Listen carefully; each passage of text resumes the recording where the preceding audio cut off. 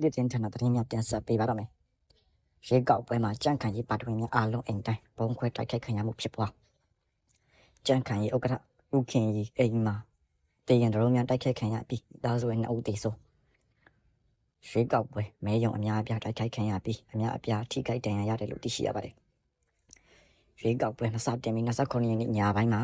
ကြန့်ခိုင်ရေးပါတီဝင်များအိမ်တိုင်းလိုလုံခြုံရေးတင်းကျပ်ထားတော်ညာလဲမြို့ပြတောက်ကြအဖွဲ့များကအင်အားလုံးရင်းနဲ့40မမဘုံတီများရော့ကတ်များနဲ့ပြစ်ခတ်တိုက်ခိုက်ခဲ့ပြီးရန်ကုန်တိုင်းအတွင်းမှာရှိတဲ့ပါတီဝင်များအိမ်တိုင်းမှာလည်းဒရော်ဘုံများကျဲချခဲ့တဲ့အပြင်တာဝန်ရဲ့အဆောင်ကျက်ပေးနေတဲ့စစ်သား2ဦးကိုလည်းဖမ်းခေါ်သွားတယ်လို့သိရှိရပါတယ်ကြန့်ခိုင်ရေးဥက္ကဋ္ဌဦးခင်ကြီးအိမ်မှာတေကန်ဒရုန်းများနဲ့ကျဲချခဲ့ပြီးမိသားစုရဲ့2ဦးသေဆုံးခဲ့တယ်လို့သိရှိရပါတယ်ခုလိုရွေးကောက်ပွဲကျေးပနေတဲ့ကာလအတွင်းမှာပဲဦးခင်ကြီးဟာမိသားစုဇာပနာကိုပြင်ဆင်နေရပြီးလွန်စွာဝမ်းနည်းနေရတယ်လို့လည်းသိရှိရပါတယ်ရွေးကောက်ပွဲဝင်ပြိုင်မှုအတွက်နဲ့လူရှေ့မှာထွက်ပြဖို့အတွက်ကိုပါဘလို့မှအဆင်မပြေတဲ့အတွက်တာဝန်မှရပ်ဆိုင်းထားပါတယ်ခုလိုမိသားစုဆုံးရှုံးသွားတဲ့အပြင်ဇနီးပါဆုံးရှုံးသွားတဲ့အတွက်လုံခြုံရေးတင်းကျပ်မှုလျော်နေတယ်လို့မင်းအောင်လိုက်အပေါ်မှာဒေါသတကြီးနဲ့တုံ့ပြန်ခဲ့တာကြောင့်မလို့